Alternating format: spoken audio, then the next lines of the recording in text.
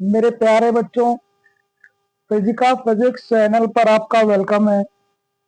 ये जो हम लोग की नीट की सीरीज चल रही है, इसमें हमने आपको बताया कि दो तरह के वीडियो बनाए जा रहे हैं। एक थ्योरेटिकल वीडियो बनाया जा रहा है और एक न्यूमेरिकल वीडियो बनाया जा रहा है। उसी में आज हम लोग एक नेक्स्ट चैप्टर को स्टार्ट कर रहे हैं, जिसका नाम है work, energy and power.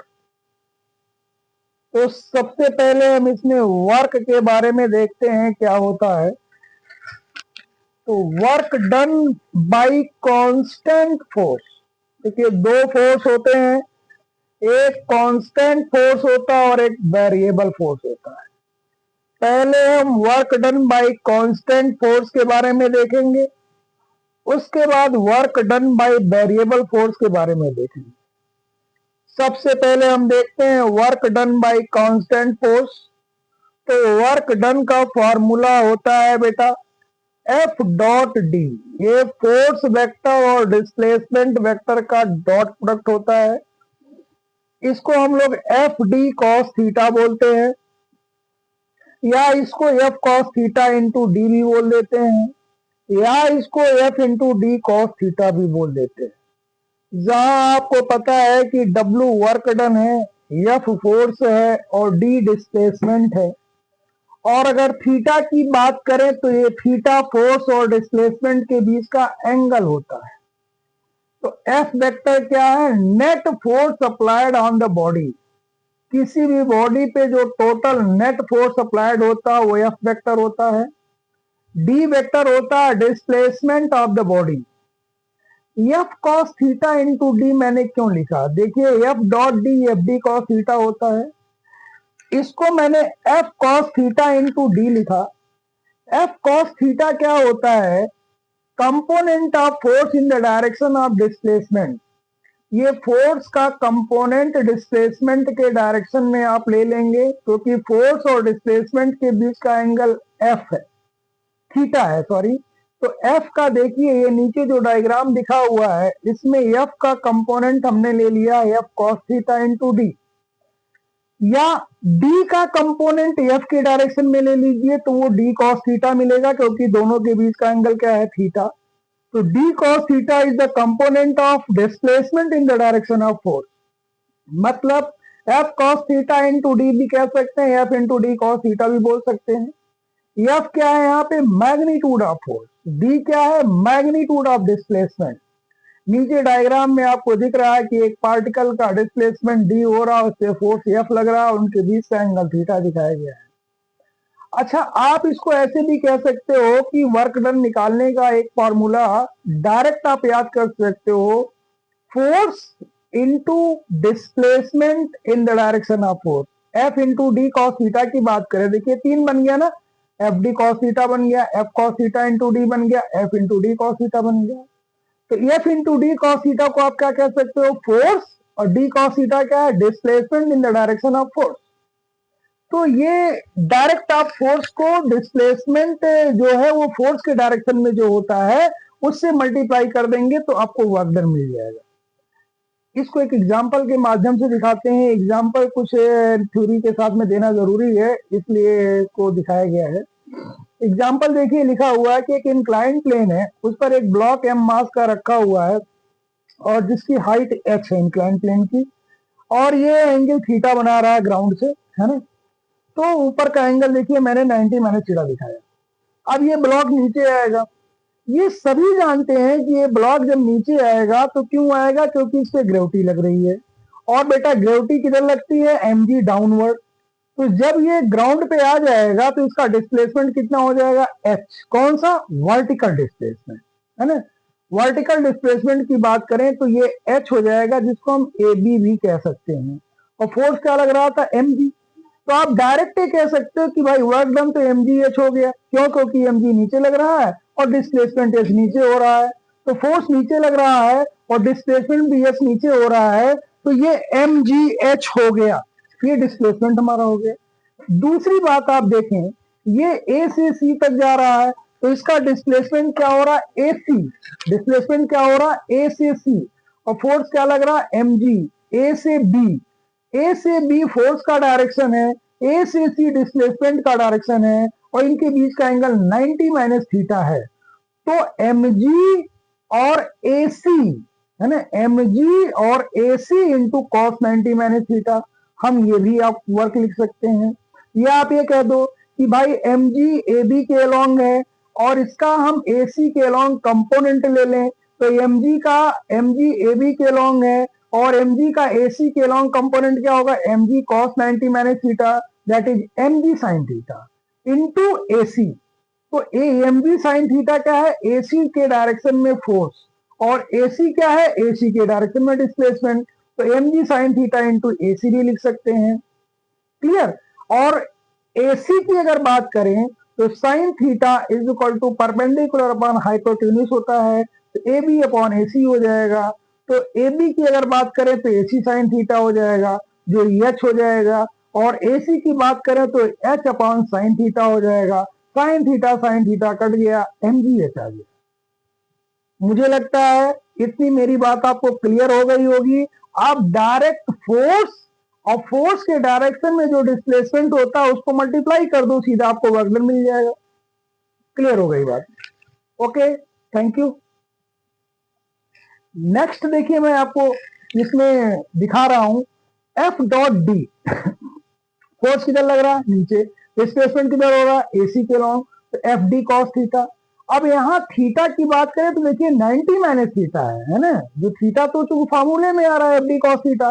Force और डिस्प्लेसमेंट, फोर्स हो रहा है AB के लॉन्ग, डिस्प्लेसमेंट हो रहा है AC के लॉन्ग, इनके बीच का एंगल कितना है, 90 माइनस थीटा। तो mg into AC into cos 90 minus theta sine theta हो गया, AC वही है चपान साइन थीटा लिख दिया, तो mgh हो गया।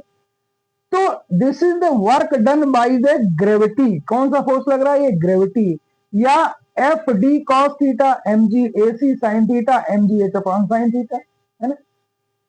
तो इस तरह से हमने वर्क डन निकाल लिया। दूसरा देखिए, नीचे इसमें डायग्राम बना हुआ है कि एक ब्लॉक दिखाया जा रहा है और ये इस पे m kg का ब्लॉक है। अगर ये ब्लॉक ऊपर से नीचे लाया जा रहा है, देखिए पहले डायग्राम में एरो बना हुआ है नीचे की तरफ, दूसरे डायग्राम में ऊपर बना है एरो।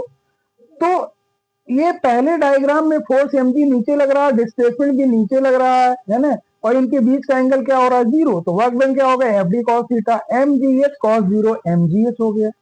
और अगर ये ऊपर ले जाया जा रहा है तो एफ डी कॉस थीटा, तो फोर्स लग रहा है नीचे, डिस्प्लेसमेंट हो रहा है ऊपर, तो cos 180 माइनस mgh हो गया।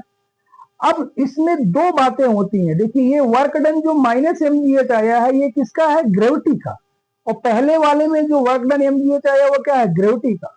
तो पहले वाले में ग्रेविटी का वर्क mgh है, दूसरे वाले में ग्रेविटी का वर्क माइनस mgh है।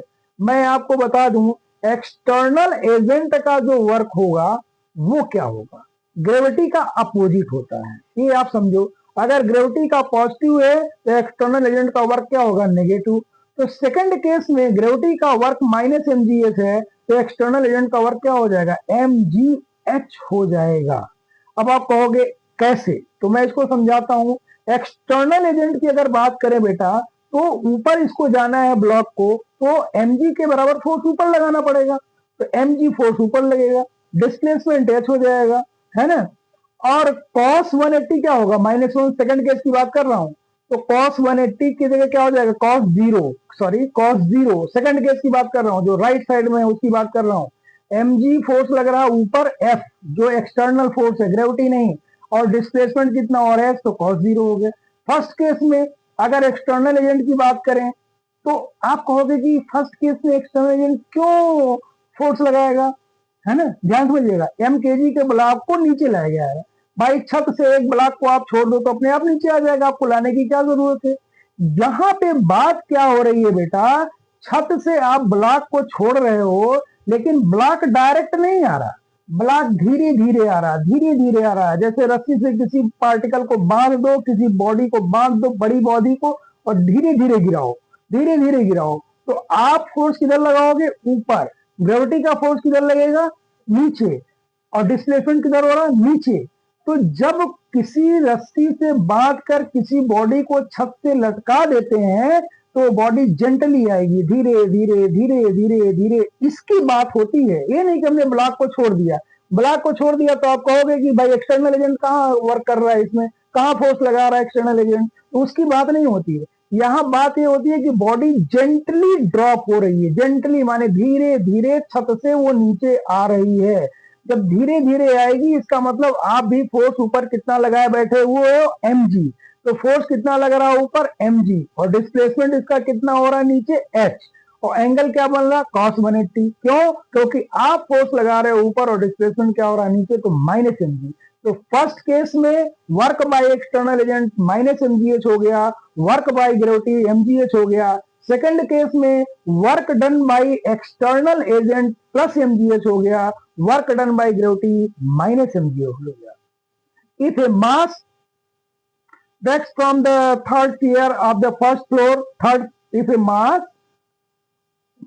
travels from third floor to first floor by the lift, arises vertical displacement in the both cases are the same.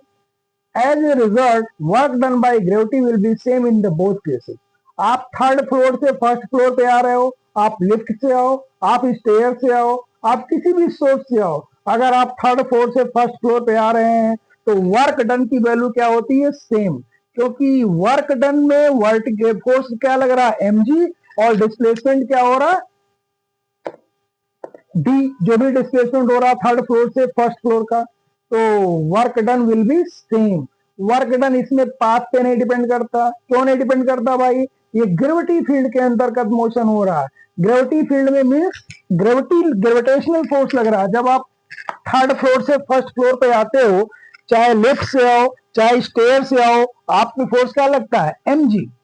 तो ग्रेविटी फील्ड कंजर्वेटिव फील्ड है। Conservative field में जो वर्क डन होता है वो initial और final position पर depend करता है। वो इस बात पर नहीं डिपेंड करता कि आप किस पाथ पे चले हो, मतलब आप लिफ्ट से चल करके नीचे आओ कि आप स्टेयर से चल के आए हो या आप किसी और रास्ते से चल के आए हो, वर्क डन की वैल्यू क्या होगी, सेम। तो ये हमारा एक एग्जाम्पल था work done by constant force का। अब अगले वीडियो में हम डिस्कस करेंगे work done by variable force का। इसमें यहां तक किसी को कोई कंफ्यूजन हो तो आप मेरा कांटेक्ट नंबर इस पे दिया हुआ है 7668684891 पे आप मुझसे कांटेक्ट कर सकते हो, कॉल कर सकते हो, व्हाट्सएप मैसेज कर सकते हो, और हमारे चैनल पे जा करके आप कमेंट्स भी कर सकते हो। Okay, in case of any doubt you can contact. Thank you.